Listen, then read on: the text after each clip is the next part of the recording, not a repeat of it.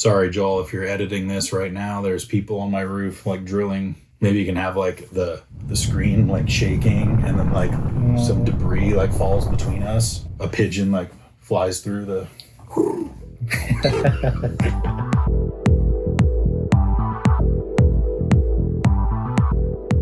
What's up, everybody? Welcome to the Cardboard Drafthouse. My name's Ryan. This is Dante.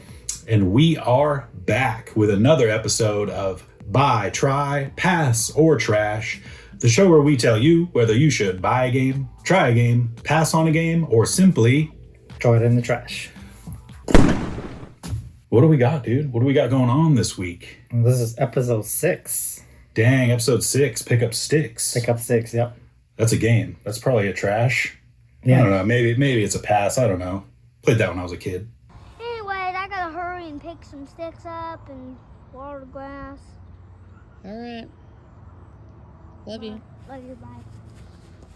So our first game is going to be Eternal Decks. This is a hot one. It was. Can't get it. Can't get it. I think in our playthrough, I said that the Dice Tower gave it a 10 out of 10, and I was wrong. They gave it a 9.5 out of 10. I was waiting for somebody to call me out on that. Nobody did. Boy, I really hope somebody got fired for that blunder. What do we got, dude? I got buy, but you might have to wait. I have a buy, and I have Keck Counter. Bing! Bing! I was at that. So yeah, Eternal Decks is a co-op card game. It's sort of like a card puzzle game. There's a little bit of like trick-taking elements in the game where you have to follow some rules. You're playing cards out into these various rows and you're trying to complete the challenges. And the unique thing about this game is everybody starts with a small deck of cards and you need to unlock more decks throughout the game by progressing through these rows. And if you ever have to play a card and you don't have one to play, that's how you're going to lose. And so you need to sort of make sure that everybody's working together to get to the end of these tracks so everybody gets decks as the game is going on. There's also very minimal talking, so you can't say what color card you have, what numbers you have. Mm-hmm. And you can kind of give hints with these little markers that you can put on the board. To kind of like, I kind of have the card that might go here, or sometimes you put double and you're like, I really have the card that goes here. Mm-hmm. And yeah, this has just been a really, really fun one. There's a ton of different stages that you can play. We've only done stage A so far, but some of the further ones look really difficult. Looks like it'll be a big challenge, and I'm excited to get more of that to the table for sure. The game's a really fun puzzle. Again, it's co-op, so you're working together.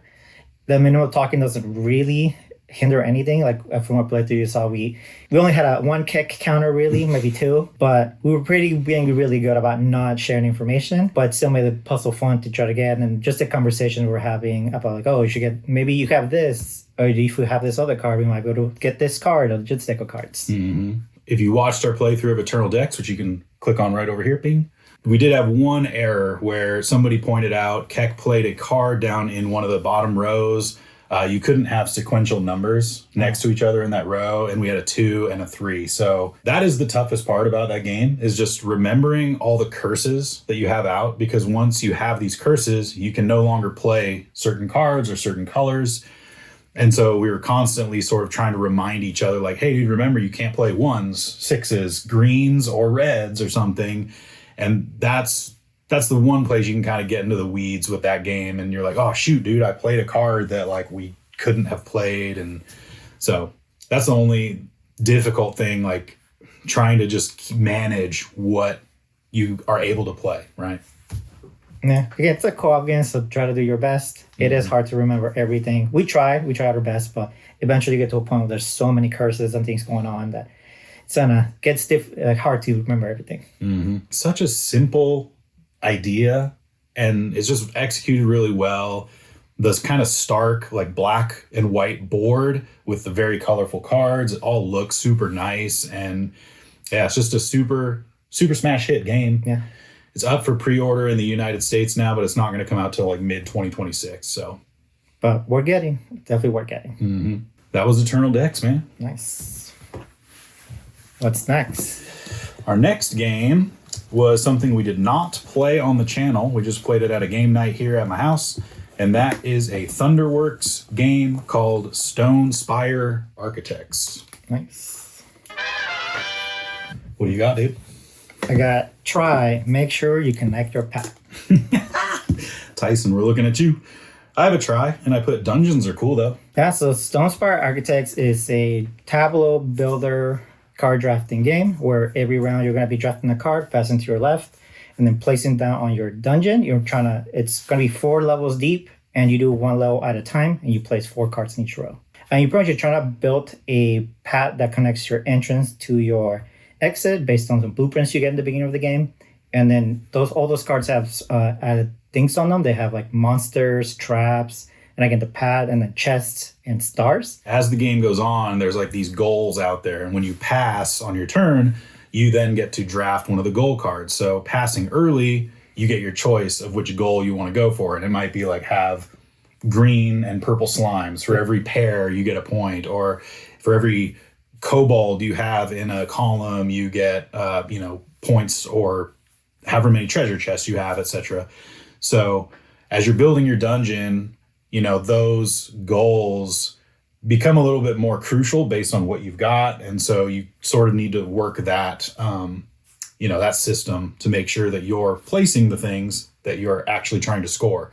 Because you don't just score all of the monsters, right? Yeah. You might only have a card that cares about one certain type of monster. So you're specifically looking to draft cards with that monster on it. I have it at a try just because I feel like maybe after a few plays, I don't know, it could just kind of start to lose favor. Maybe, yeah. I also have a try. I played it at two players with Chris, and we played 4 players, and it plays well at both counts. 2 players are a little bit different from the drafting. You would draft 1 card, then you pass 1 card, and you draw 1 card from the deck. So you always have new cards seeing them.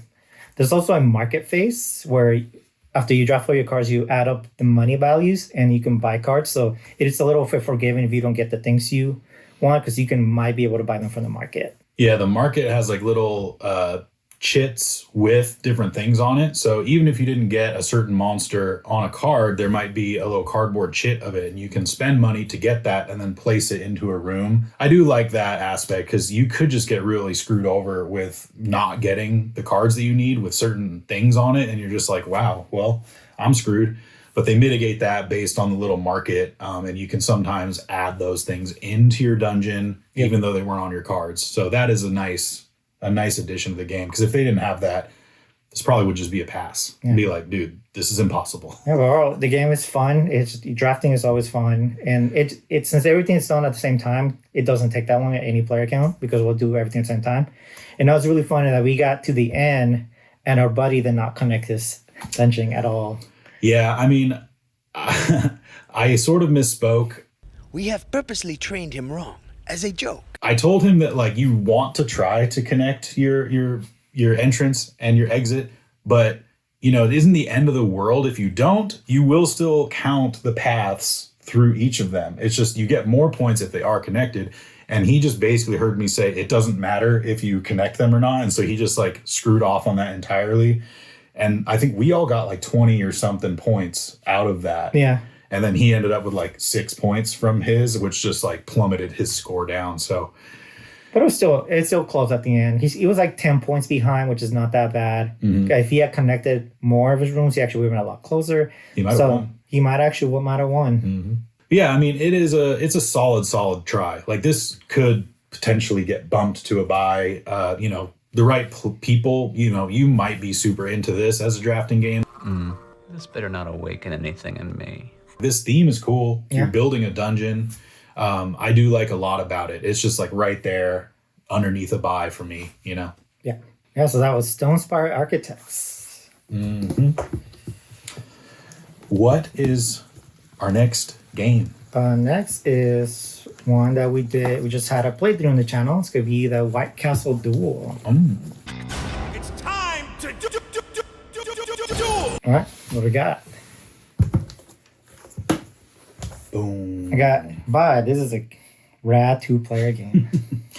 I put buy for now, and then I attempted a little sword. Hopefully it's better than my walk that I drew when I was talking about Final Girl. So White Castle Duel is a dual version of the White Castle that shares similarities, but it's actually kind of a different game. And there's no dice, and instead you have little tokens that you can stack on top of each other. And it's when you're buying cards, so you can get multipliers, and you're still placing on people on the bridge and on the barracks, but they work a little bit different. I have this game at a buy, and I did say for now, we have only played it once. I did enjoy it a lot. It shares the similarities with the White Castle. I know you really like White Castle. I like White Castle as well. I just wonder how this will be after, 5, 6, 7, 8 plays. But it probably would still be strong. I just don't know. It's a variable board setup, which is nice in that every time you play, all the spaces are going to be different, where all the actions are. The one thing about the game that I totally underestimated was those flip tokens, where you can change where the action spaces are by spending one of these flip tokens. At the second half of the game, after you've placed out all your lanterns, you're actually retrieving them back. And then when you retrieve a lantern, you activate the actions that are next to it, right? Well, if there's no lantern next to action that you really want to take, you have to use a flip token to swap it in there to then take a lantern to do the thing. That can get you into some really sticky situations. So you need to be paying attention to that and make sure that you get some of those flip tokens, or else you're just not going to be able to do the actions that you need to do. Right.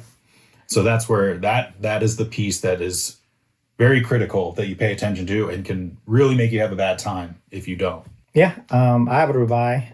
I think I really like the White Castle, but I don't like it at 2 players as much because you lose the dice stacking. And the Duel allows you to do the stacking in a different way. And I liked how the first round you place the tokens down, and the second round you take them back. I think it's really smart. And then just they have to be different colors. And you get 2 actions. So you actually get more actions in this game than you do on the White Castle. But it still feels tight, but not in a bad way. Yeah, it's crazy in that, you have 6 lanterns to place out, and then you have 6 lanterns to bring back. So, but you get double actions every time you do that. So, you have 24 actions basically in this game. So it is fairly tight in that, you got to really maximize what you're doing. So if you really like to try to figure out those types of puzzles where I'm maximizing every single thing that I do in this game, this is one for you for sure. Yeah, and then if you ever can't do an action, the game does have a action instead, where you still get something, also one of those switch tokens. So the game is forgiving in that sense that you might have to take something off just to get something you might need to make your other turns better. The only slight nitpick that I have with this game is the fact that when you place a lantern out onto the board, you actually get the bonus of the thing you're covering. Yes. And so sometimes, you're placing an orange lantern out there and you're covering a black lantern. So you should activate your black lantern row, but you think in your brain, I placed orange, so I get orange. And so that was, every once in a while, it was like, okay, I get this line. And it's like, no, you get that other line. And you're like, oh, dang, I didn't want food. I wanted iron or whatever. So paying attention to that is also a little bit difficult. It's not terrible, but that's the only I struggle with that on our first playthrough. I'm like, I want to place this one down to get this. We're like, nope, that's not how that works. Oops. Whoops. Back it up. Yeah, that was the White Castle Duel. Anything else you want to say about that? No, it's a buy. If you like the White Castle, I think it's a different game. It's similar, but still the White Castle. And I think it's a buy whether you own the original. Yeah, it's different enough for sure. Different enough, for sure. So all right. What's our next game? What is our next game? What are frogs? What are frogs?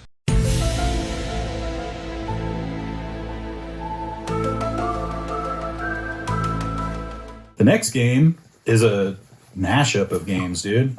This is Fromage or Formaggio. I might want to take a little break for a sec. People just showed up at my house to work on my roof. Well, I had pigeons in his roof. Oh my god, dude. The lady from Home Alone 2 was just up in my attic. You have the pigeon guy from John Wick living here. Yeah. His pigeons there. And Mike Tyson. All 3 of them are up there. What do we got for Fromage, dude? I got I like cheese. Oh. I put buy, and I put sleeper hit of Dice Tower West? Question mark? Fromage is a worker placement game where it's a simultaneous worker placement game. The board is a big circle with wedges on it, and whatever wedge is facing you is the area that you can interact with. And you'll have an area, and everybody has their own little area. And so we can place our workers out into our own little segment, and everybody can do that at the same time, and we don't have to worry about what other people are doing. When I first saw this game, I liked the look a lot. I love the art, and I honestly think the theme is kind of cool, cheese game. Cheese. But I thought it might be a little bit gimmicky, and I didn't buy it. I didn't go for it. I was like, nah, I'm going to pass on this one. Then we went to Dice Tower West, and it was one of the hot games just set up on one of the tables, and we walked past it a bunch of times, and eventually the table was empty, and we're like, let's sit down and try to figure this one out. And we played it multiple times that weekend. Yep. One time, me and my wife went to go to sleep, and Dante's like, I'm actually going to stay down here and play Fromage again without you guys. Later, losers. We played it multiple times at Dice Tower West, and I did not expect to like this game as much as I did. I put it as a try because I feel... So Fromage is the original game, and then Formaggio is an expansion that's also plays alone by itself. But you can combine all the pieces together. I liked the game, but I feel it could get samey maybe at some point. So that's why I'm not fully out of buy. I need to play it maybe a little more. And then I want to mix the triangles together, see how that changes things up. Yeah, I can see that for sure. Even on our play of Fromage, I've played that, 3 or 4 times now. And I do feel like some of the boards, you're kind of like, okay, I understand what to do here. And if you're playing with some new players who kind of don't know, they might go in some weird spots, and you're just going to be like, oh, I got this, and just score tons of points in a certain zone. So I do see that. But I do like that, like you said, Formaggio is a standalone expansion, but you can sort of mix all these things together. And I think that will help keep it fresh in that there's now 8 wedges of this board, and you could basically assign a number to each wedge, roll a dice, and randomize it. So every game, you don't really know what you're going to be playing with. So I like that. I think once they add probably 4 more, and it's 12, and you're mixing up those 12, I think that's when it's really, really might shine for me. Mm-hmm, mm-hmm. What's the third one going to be? Nachos? From nachos. Dante just got his nacho hat, so I had to shout that out. But yeah, they're right here, actually. I got them right behind us. I really like the game. My wife really likes the game. It is sort of because you're working on your own little piece of pie, as it were, it's sort of chill. It's a little bit easier. You're not really getting in people's way too terribly much. There are some area control wedges, right? And so, you can kind of screw people over in that sense on those. But I don't know. Overall, it's a chill game. I like the way that the workers come back to you. Yeah. And that you place down your worker, and depending on which way they're facing, the board will spin. And if the worker is ever facing you, you get it back. So you might get it back in 1 turn, 2 turns, or 3 turns. Or 4 turns with Formaggio. They did add a 4th turn. Yeah, the platinum spaces. And usually, the longer the worker's out on the board, the stronger that space is going to be. So, you're asking yourself, do I need this worker back sooner to take a weaker action, or am I going to leave it on the board for 3 whole rounds and take this really strong action? Yeah. So that's a nice way to do it. Yeah, and there's also the type of cheese that the worker is. Mm-hmm, because if you play someone the 3, he might not come back to later, and you might need him for the next round. So it's gonna something hard to think about where to place it. You're like, dang it, I needed that soft cheese, and I don't have it anymore. I just wanted my cheese. Has Joel played this yet? I don't remember if he played it with us. Man, he's the cheese fiend, bro. I'm shocked. I keep having this nagging feeling that I've forgotten something. Hey, if you forgot it, it probably wasn't all that important. Yeah, I guess.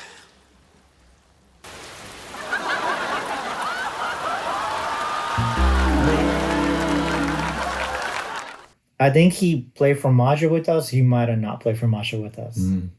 I can't believe you forgot me. I said, I'm sorry. Well, he's going to be all about trying the cheese game. Yeah. You forgot me.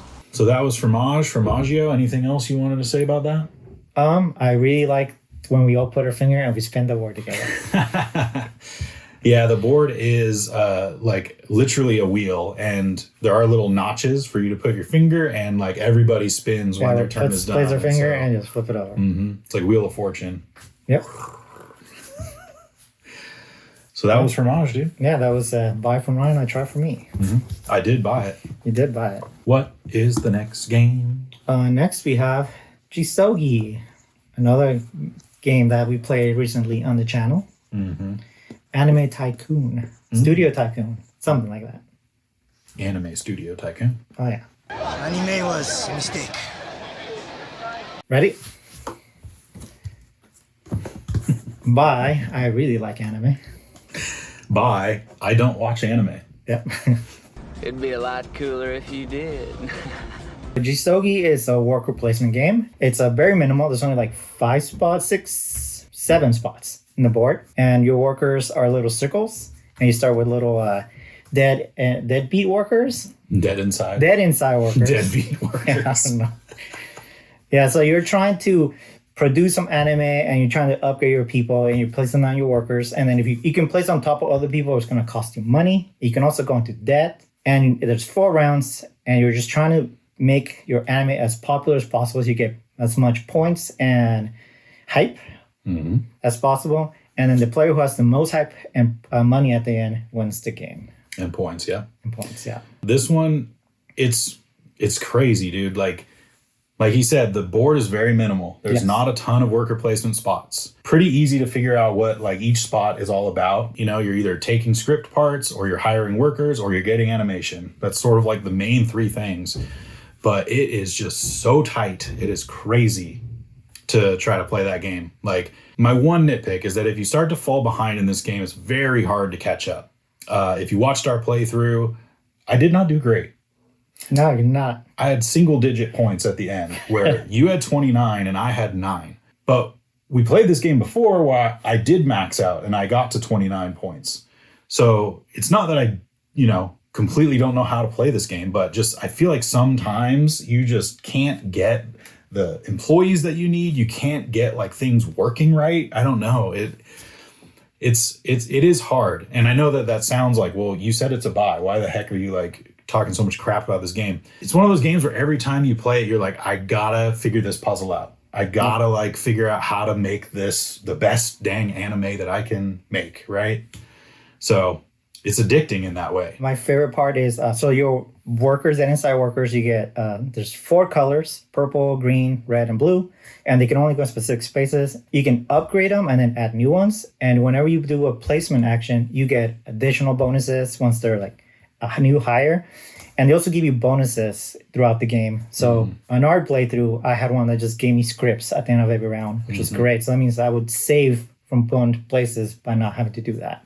And you have the one that doubled your hype, which that one seemed like insanely good. Because if you got an anime to 15 and then you just spent some hype, you could easily get it to, 25 really quick. And so those employees that you can buy are super crucial to playing this game. The other thing that I've underestimated about that game is going first. Yes. A lot of times I don't mess with going to that space where the first player token moves. In this game, it's not like every round the first player token just moves around. You have to go to a spot to take the first player token. And a lot of times I just go like, screw it, I'm not going to do that. And then Dante gets pick of the litter of the dopest employees. And I'm like, dang it, if I had just gone first, I would have gotten that dude. And then, that would have set me up a lot better. So don't underestimate taking that first player token in Jisogi. You get first pick of the litter. Also, you get to place first. So it's not going to cost you anything, which later on it does. And also when you do finally reveal your anime, you reveal first and you get the additional bonus for being the first one to show that type of anime. Yep. But man, the production of this game is just amazing. The cards, especially if you get the Founders Edition, which is like the upgraded one. With the shiny. The cards are these big tarot-sized cards with like foil and like etching and stuff on them. They look amazing. Like I said on my card here, I don't even watch anime, but like the look of this game was just so good. And I love that it's not just a game like about anime. It's literally about the anime studio making anime. Yeah. It's a super cool theme. Very unique and just super great production, super great art. I love everything about that side of this game for sure. Yeah, just like Ryan said, the art's amazing. I love the production. It just feels great. It's just such a fun game. And again, the workers are what make the game for me because they're what expand what you can do with the game, which is simple worker placements. Mm-hmm. I bought this game first, and spoiler alert, after Dante played it once, he went and bought his own copy. That's how much he believes in the buy of this game. Yeah, it's one of the rare we both own this game. That was Jisogi, man. Yeah, great buy game. Buy it. What do we got next? Next up, we've got a hit video game that neither of us have really ever played. It's called Slay the Spire. I own it. Yeah, I own it too. Oh, we forgot to mention, Joel did play the next 3 games with us, so we probably might have a little snippet of him saying what his opinion of the game is. Yeah. Hey, Joel, do you want to say anything about Jisogi? It's like one of my Japanese animes. So what's our next one? Slay the Spire? Slay the Spire. All right. But I still have not played the video game. So I have a buy, and I said, but I do need to play it more. Slay the Spire is a co-op deck builder where you are building your deck. You're building up a character in sort of a specific way to sort of fight through a dungeon. You're not really doing a dungeon crawl, so to speak, where there's like pieces on a map or whatever, but you're ascending through these sort of levels and fighting enemies that, you know, come out in a line next to your character. Man, the deck building of this game was super, super cool. Yes. I mean, what really sets this off is just how many rewards you get. Like every time you fight something, you're getting new cards. You are. And that's awesome because I've played games before where it's sort of a deck builder or there's like, you know, character progression, but it's so slow that I'm like, dude, I am bored with this character. I have not gotten like an upgrade in like 2 sessions. We played this and I was just like, new card here, rare card here, new card, like cut this card.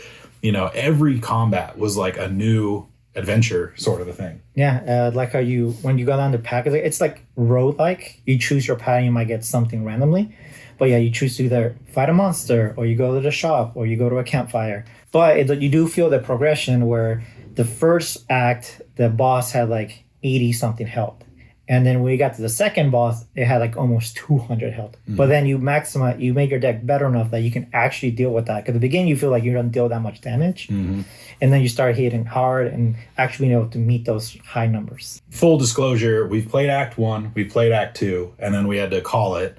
And we have not even finished a full game of Slay the Spire yet. We haven't played Act 3. Yep. And that's why I do need to play it more. But I mean, just from playing Act 1 and 2, I can tell that like, it's a super fun game. There's different avenues for building your character.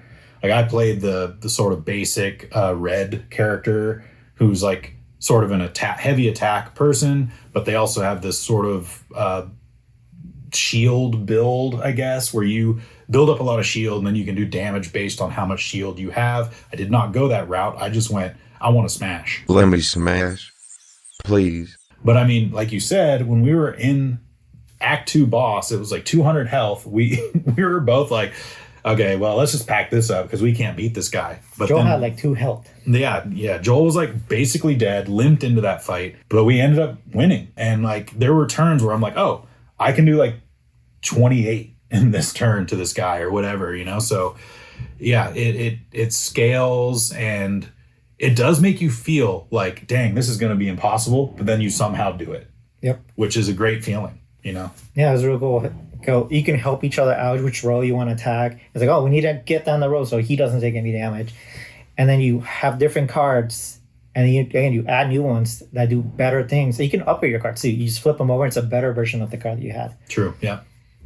Yeah, and that's also an awesome element to the game. You're not just like, oh, we'll cut this card to add this one in. You can potentially take a card you've already got and flip it over. Now it's either cheaper to play, or it does more damage, or adds some more effects to the thing that you already had. And so you can really kind of customize characters in this.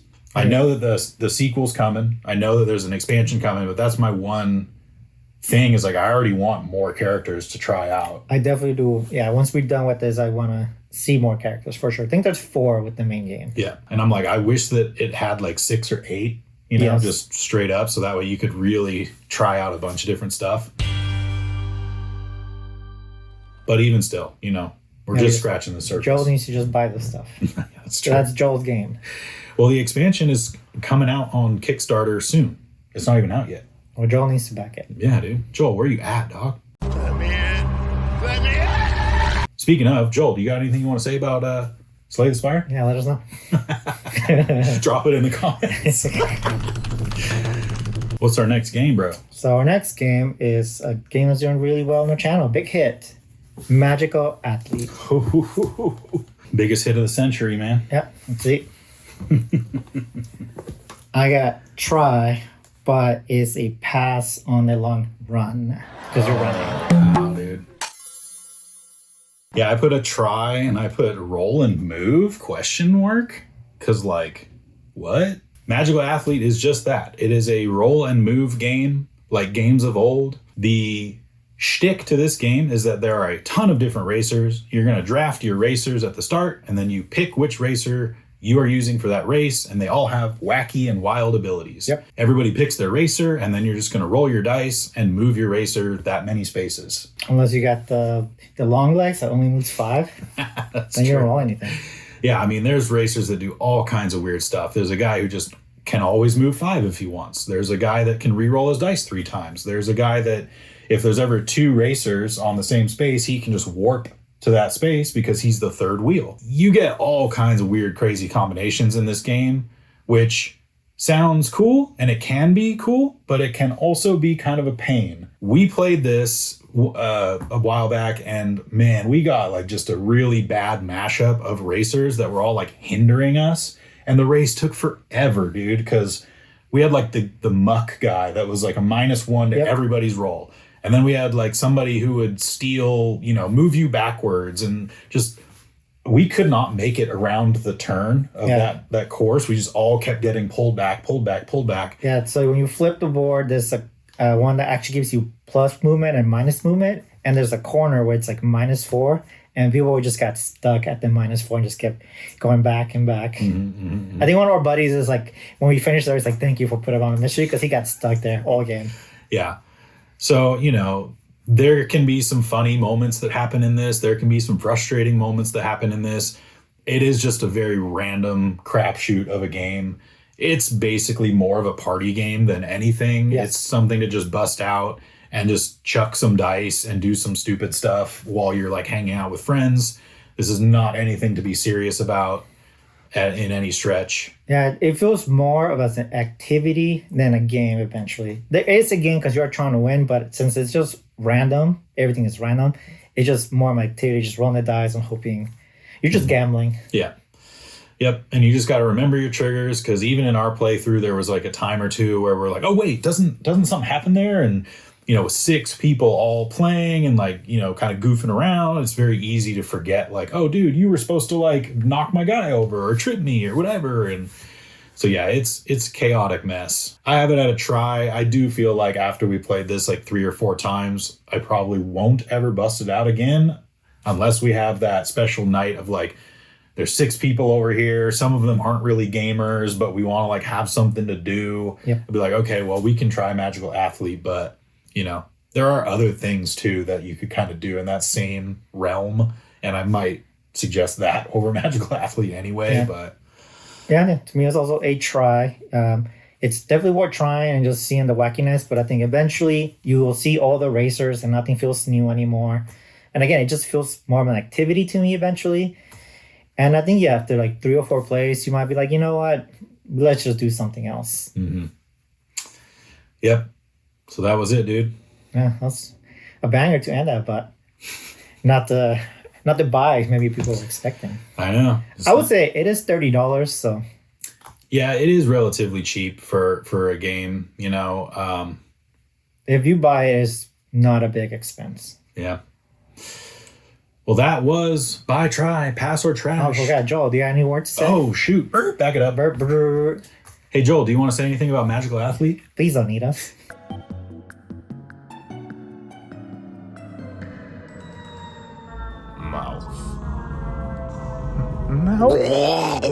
Well, thank you guys for hanging out. That was Buy, Try, Pass, or Trash, episode 6. Yeah.